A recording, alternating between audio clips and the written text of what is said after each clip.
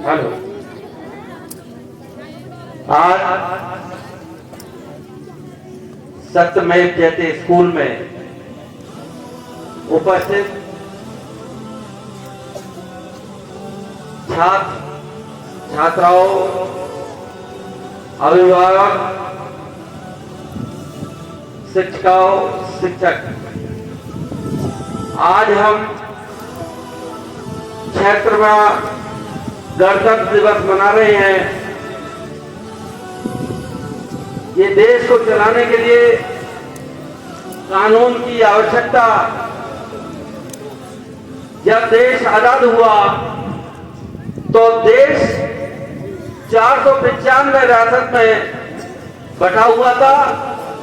कानून अंग्रेजों का हमारे देश में था। वो जिस तरह से चाहते थे हमारे देश के नागरिकों पर जुल्म और ज्यादती करते थे। जब जुल्म और ज्यादती ज्यादा बढ़ा तो अंग्रेजों के खिलाफ एक बिगुल बजा और जनता ने देश की आजादी के लिए निर्णय लिया। तो देश के काफी सारे लोग शहीद हो गए और देश की शहीद होने के बाद देश को आजाद कराया। 15 अगस्त 1947 को देश आजाद हो गया।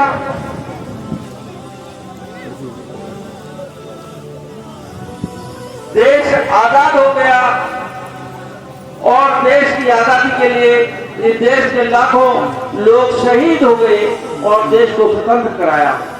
जब देश स्वतंत्र हो गया तो देश की आजादी से पहले देश धार्मिक आधार पर जातियों में बटा हुआ था। जातियों में ऊंच नीच की व्यवस्था थी। एक इंसान दूसरे इंसान के करीब नहीं बैठ सकता था। बाबा साहब अम्बेडकर को देश का संविधान बनाने के लिए नियुक्त किया गया। उनको चेयरमैन समिति का चेयरमैन बनाया गया। बाबा साहब ने देश में विभिन्न कुरीतियां देश में देखी।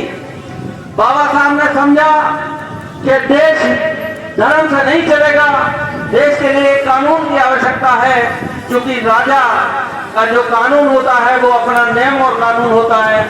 तो बाबा साहब अम्बेडकर ने देश के लिए कानून बनाया और कानून में सबको समान अधिकार दिया गया है जीने का, सबको बराबरी का अधिकार दिया गया। लेकिन देश में कानून बनते रहे और 26 जनवरी 1950 को देश में संविधान लागू किया गया। लेकिन आज जो हम देख रहे हैं, जैसे एक कानून बना, देश में दहेज लेना और देना दोनों अपराध है। लेकिन आज इस स्कूल के प्रांगण में मैं एक बात कहना चाहता हूं, यह छात्राएं भी हैं, यह टीचर्स भी हैं, यह स्टूडेंट भी हैं, यह देश के नागरिक भी हैं। लेकिन देश में कानून बन गया कि दहेज लेना और देना अपराध है। लेकिन बड़े अफसोस की बात है कि हम देख रहे हैं कि कितने पढ़े लिखे लोग हैं जिनको कानून को मानना चाहिए था, देश में कानून को लागू कराना चाहिए था। देखा यह जाता है कि एक IAS बन जाता है तो आज जो 50 करोड़ रुपए की डिमांड उसकी बन जाती है। तो मैं ये कहना चाहता हूँ आज खास तौर से टीचरों से, खास तौर से अभिभावक से, कि जब वो अपने बच्चे को पढ़ाते हैं तो पढ़ाने में तो देश के संविधान की बात करते हैं, लेकिन जब शादी करते हैं तो दहेज की मांग करते हैं। तो मैं ये कहना चाहता हूँ कि देश का संविधान बना है, न दहेज लेंगे न दहेज देंगे। तो हमको इस देश में जो कानून बना है उसको इम्प्लीमेंट, लागू कराने की बात करनी चाहिए। क्योंकि आज बड़ी तादाद में लोग, जब मैं अभी एक जगह बैठा था तो मैं एक से बात कर रहा था, मेरा एक दोस्त था, तो मैंने कहा भाई तुम्हारा बेटा क्या कर रहा है? तो उन्होंने कहा इंजीनियरिंग कर रहा है। तो मैंने कहा पंडित जी जब शादी करोगे तो आपको पैसा अच्छा मिल जाएगा। बोले अगर इंजीनियरिंग कंप्लीट हो जाएगी तो 30 लाख तो मुझे मिल ही जाएगा। तो मैं कहना चाहता हूँ लड़की भी इंजीनियरिंग कर लेती है, तो क्या लड़के वाला 30 लाख रुपए लड़की वाले को नहीं दे सकता? तो कहना ये चाहता चाहता हूँ कि हम लोगों को इस देश में जो कानून बना है उसको लागू कराने की जरूरत है।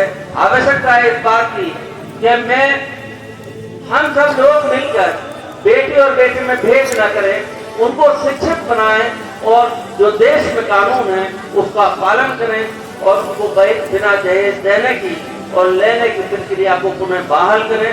और देश के ऐसे कानून के लिए हम एक हफ्ते में ना हो सके तो एक महीने में, खास तौर से ये जो स्टूडेंट हैं तुम तैयार हो देश के लिए और काम करो। एक 10 लोगों का एक ग्रुप इकट्ठा होकर एक एसडीएम को ज्ञापन दो कि हम इस देश में न दहेज लेंगे न दहेज देंगे, ऐसे संविधान पर काम करें। जैसे अभी एक आर्टिकल का कानून बना, जब कानून बना तो वह लागू हुआ। अब मैं 2 से 5 साल के 2005 में ये कानून बना, लेकिन अब ये देखने में आ रहा है कि कुछ लोग सूचनाएं मांगना चाहते हैं, आधिकारिक सूचना नहीं देते। तो मुझे ये लगता है कि कानून बन जाता है, इम्प्लीमेंट नहीं होता। तो बच्चों को, जो आने वाली जनरेशन है, तुम्हारी ये जिम्मेदारी है कि उस कानून को इम्प्लीमेंट कराएंगे, जो हमारे हित में होगा, जो कानून बनेगा उसको फॉलो करेंगे। जैसे अभी जिम्मेदारी ये है, जो बच्चे हैं इन बच्चों को, हम लोगों को चलना कि हमारा राइट चलना है, लेफ्ट चलना है। जब तक बच्चों के दिमाग में ये समझ में नहीं आएगा कि इस देश के लिए हमें चलने के लिए कानून हमारे लिए बनाया है, हम उस कानून के तहत चलेंगे। क्यों बनाएंगे? लेफ्ट को, अगर हमारा लेफ्ट बनता है तो लेफ्ट चलेंगे, राइट बनता है तो राइट चलेंगे। अनाधिकृत जो गलत तरीके से हम कोई क्रॉस नहीं करेंगे, यही कानून है। 26 जनवरी इसलिए हम मनाते हैं कि देश में जो कानून बना है उसके तहत काम करेंगे, उसको लागू कराएंगे और उस पर विश्वास करते हुए देश में हर गरीब आदमी के लिए हम काम करें।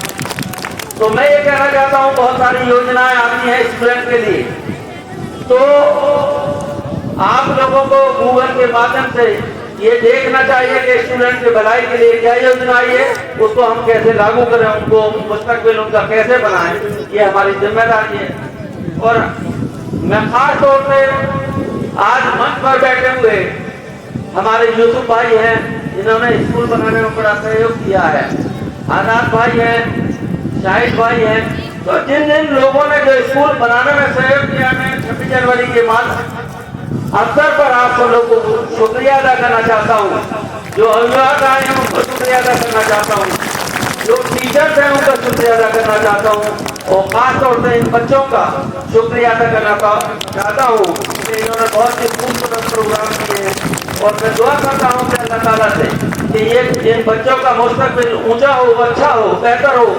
और खास तौर से आज संविधान के दिवस पर मैं ये कहना चाहता हूँ, जितने भी बच्चे हो, तुम आज ये तय करो कि मुझे डॉक्टर बनना है, मुझे इंजीनियर बनना है, मुझे फौज में जाना है, और उस लक्ष्य के लिए ख्वाब देखो और उस ख्वाब की तामीर पूरी करो और अपने माँ बापों का जो ख्वाब है उसे कंप्लीट करो, जिससे कि आने वाला वक्त इस देश का भविष्य हो और इस देश के लिए तरक्की हो।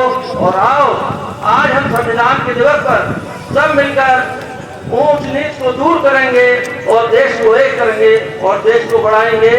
जय हिंद, जय समाजवाद, जय लोहिया।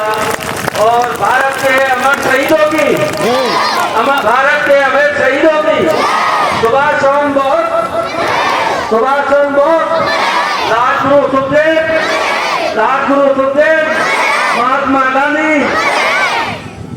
जय हिंद, जय भारत।